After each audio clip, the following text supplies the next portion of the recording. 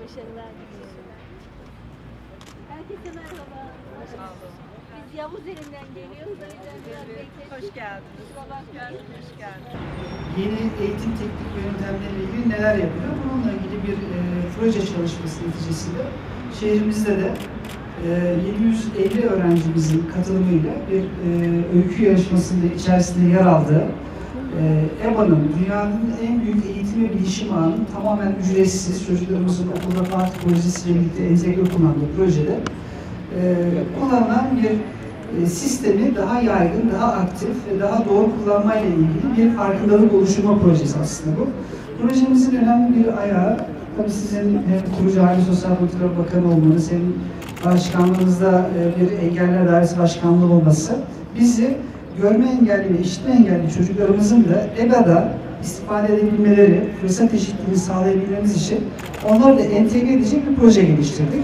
Çocuklarımızı geleceğe hazırlamamız için bizim Milli Eğitim Bakanlığımızla ve değerli müdürümüzle çok yoğun bir şekilde çalışıyoruz.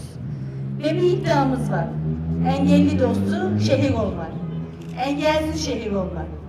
2 milyon kardeşimizin engelli, engelsiz, yaşlı, genç, herkesin ama herkesin hayat bulduğu, bu şehirde yaşarken herkesin memnun olduğu bir şehir olma iddiamız ve hedefimiz var.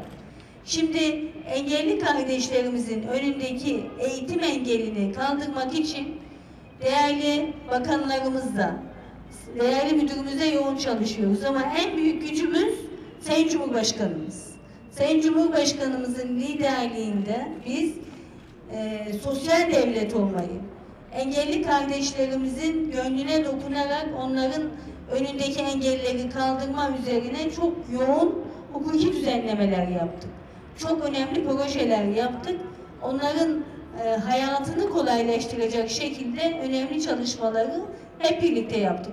Görme engelli çocuklarımızı kendi içinde sınav ettik. Bu çok önemli bir fırsat eşitliğiydi ve bunun sonunda bizim bugün çok sayıda görme engelli çocuğumuz ve işitme engelli çocuğumuz bu sınavı geçiyor ve devlet memuru oluyor. Bu çok önemli bir fırsat eşitliğiydi.